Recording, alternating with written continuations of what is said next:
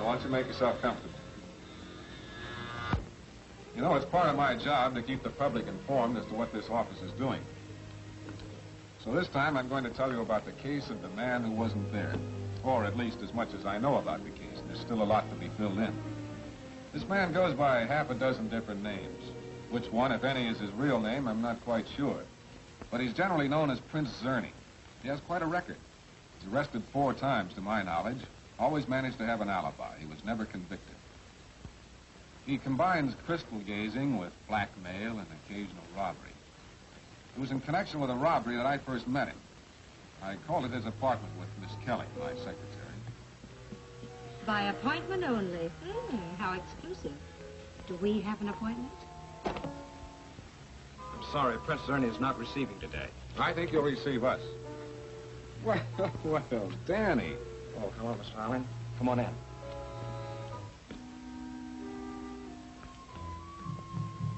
I've been wondering what happened to you, Danny, since your parole. But that outfit. Well, it's a living. Incidentally, Danny, what do you know about the Winfield robbery? I don't know anything, Mr. Allen. I'm operating strictly on the level. I'm tired of doing time. I'm glad to hear that, Danny. You're a young fellow and you've got a chance to make something of yourself. But tying up with a man like Zerny... Oh, you've got Zerny all wrong, Mr. Allen. Oh, I ain't saying I go for this occult stuff, generally speaking, but Zerny's different.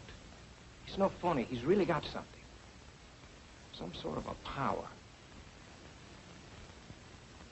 I'll tell him you're here. Who's he? Danny Watson.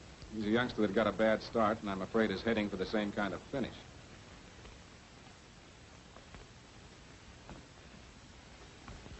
You are Stephen Allen. You are Patricia Kelly. And you're under arrest. Yes, I know. Whenever the police require a victim, I'm immediately thought of. Well, what are the charges this time? I think you'll find everything in there.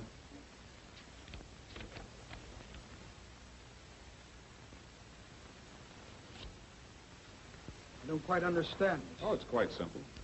Mrs. Winfield, one of your, shall we say, disciples, has missed some jewelry. No doubt. She's an extremely careless woman. It was stolen from the Winfield apartment on the night of September 4th. She claims she told you where they were hidden. That doesn't prove anything. No, but this does. You dropped it in the apartment. Do you recognize it? It's a floor plan of the Winfield living room. Prince Zerny, Atherton Apartments, Suite B, City. It appears to be addressed to you. Why? The usual crude police frame-up. Mr. Zerny, I came here for the purpose of breaking one of my own rules. Ordinarily, I don't make deals, but this is an exception. Mr. Winfield wants to keep this case out of court. Doesn't want his wife mixed up in it. And I can understand his feelings. So if you'll just return the jewels, I'll postpone action for a couple of weeks. That should give you a chance to get out of town. You're very naive, Mr. Prosecutor. You have a warrant for my arrest. Why don't you take me along? Look, Zerny, you've been very lucky in the past. But this time it's going to be different. I'm handling this case myself. Excellent. Then we'll meet again. Shall we go now? Yes, this time we had Zerny right where we wanted him. An airtight case. My only regret was that I had to involve Mrs. Winfield in it, but then that couldn't be helped. And then in court, I got quite a surprise. Joseph Metcalf, Zerny's defense counsel, did something that I hadn't anticipated. He put Zerny himself on the stand. My very good friend, the public prosecutor, with his customary brilliance, has definitely established the fact that the robbery took place on September the 4th, between the hours of 9 and 11:30 p.m. Prince Zerny, where were you at that time? I was 350 miles from here at Grant's Cove. I arrived about 7 o'clock in the evening, checked into the Cove Hotel, had dinner in the dining room, and then chatted for an hour with Mr. Prinny. He's an old friend of mine, the owner of the hotel. What time was it when you finished your talk with Mr. Prinny? Oh, about 10 o'clock. Then what did you do? Oh, took a stroll through the village and dropped into the drugstore. Whom did you see at the drugstore? The proprietor, Ralph Combs. Do you recognize Mr. Prinny or Mr. Coombs here in the courtroom? Oh, yes. There's Mr. Prinny, and there's Mr. Combs. It was an unshakable story. But later, when Prinny and Coombs were put on the stand, they proved to be thoroughly honest and reliable witnesses. So, once again, Zerny had a perfect alibi. After less than a quarter of an hour, the jury brought in a verdict of acquittal. But just the same, there was something strange about the whole affair. And then about 3 months later, in the last evening, as a matter of fact, the police were again looking for Mr. Zerny, this time on suspicion of murder. Before I arrived at police headquarters, Lieutenant Evans had questioned Danny Watson. All right. So you didn't know that Mrs. Turner had been strangled in Zerny's apartment tonight around 6:30 or 7 o'clock? You didn't know that? No, not until the cops picked me up. Okay. What time did you leave Zerny's apartment? I already told you once, 6 o'clock. Was he there when you left? Nobody was there. Hello. Yeah, put him on. Yeah, Sergeant. What? Well, when did Metcalf tell you that? Uh-huh. No, we'll pick him up when we want him. Yeah, thanks. So you left Zerny's apartment at 6 o'clock tonight, huh? Well, yeah, why? Because Metcalf says he went to the apartment about 6:45 tonight. And he passed you coming out of the elevator just as he got in. He's lying. It ain't so. Metcalf's trying to cover for Zerny by putting this thing on me. Now, sit down. He won't get away with it. I'll kill that guy.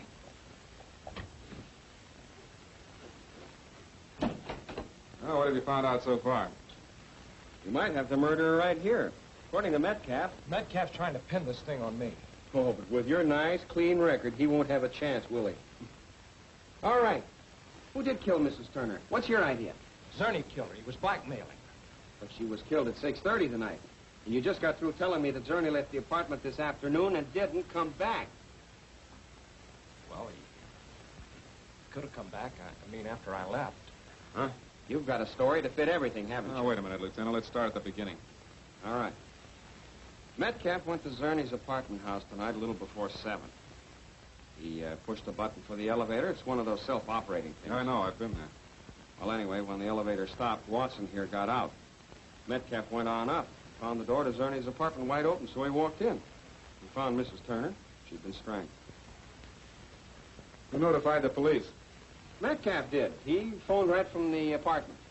He was there when the police got there. There'd been some kind of a struggle. Metcalf discovered the murder, huh? Yeah. You know, I wonder if... No.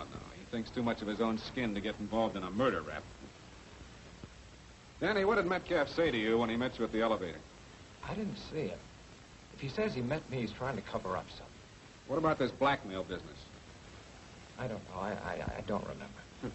That's a great memory. You can turn it on and turn it off. Danny, you're in kind of a tough spot. Because if it's true that Metcalf saw you... It's a lie. I left there at 6 o'clock. I'm telling you the truth, Mr. Allen. All right, Danny, that'll be all for now. But be around in case we need you.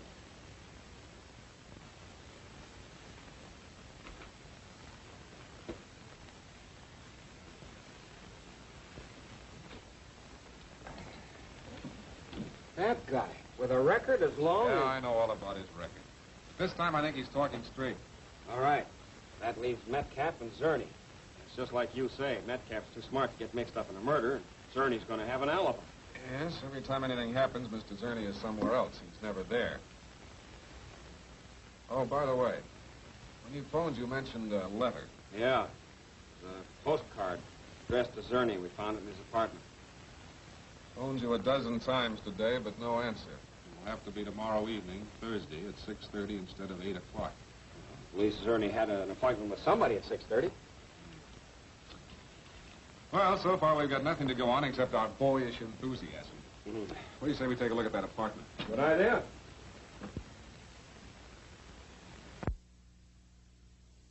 The boys finished in here? Yeah, there wasn't too much to look at.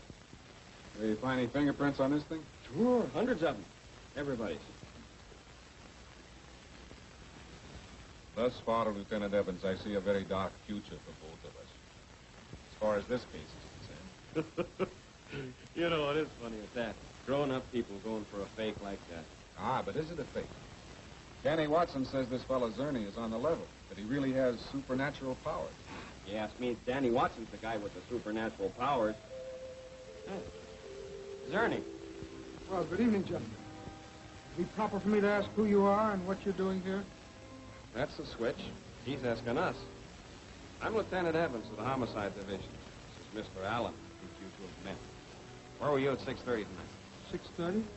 Well, I've been out of the city since early this morning. I've just returned. What about your appointment with Mrs. Turner? Appointment?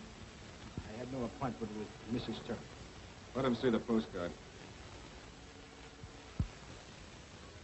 Phoned you a dozen times today, but no answer. Will have to be tomorrow evening, Thursday, at 6:30 instead of 8 o'clock. I know nothing whatever about this. This card was delivered to you yesterday. You read it, crumbled it up, and threw it in the wastebasket. The police found it there this morning. Journey, you're under arrest. On suspicion of murder. So you suspect me of killing this Mrs. Turner? Could be. Stay just where you are, gentlemen. I wouldn't move if I were you.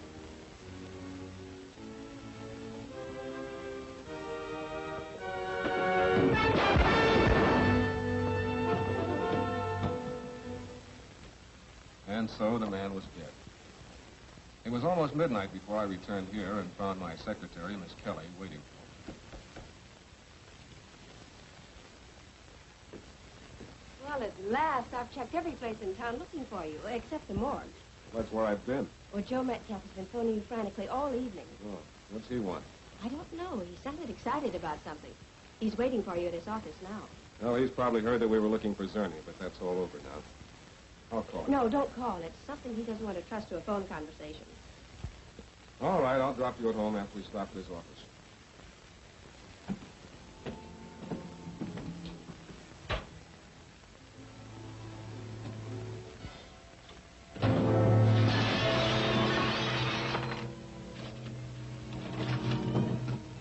Pat!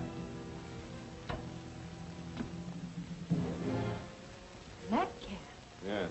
Looks like he's been strangled. I didn't do it, I tell you. He was dead when I got here. Here's something, Mr. Allen. Allen. M-O-S-T, 1432. So Metcalf was dead when you got here, huh? Why did you come here? I needed a little dough. I thought maybe I could make a touch. At midnight? Yeah, and that's the truth, so help me. I saw a light in Joe's window, so I knew he was still here, and I started running up the steps, and Zerny comes running down. Zerny? Yeah, Zerny. Zerny killed him. It does sound reasonable, Mr. Allen. Metcalf has been trying to get you all evening. He sounded very excited about something. Maybe he was going to tell you where Zerny was hiding out. Maybe he was. You don't know it, Pat, and apparently neither does Danny. But Zerny was shot at 10 o'clock this evening. He's dead.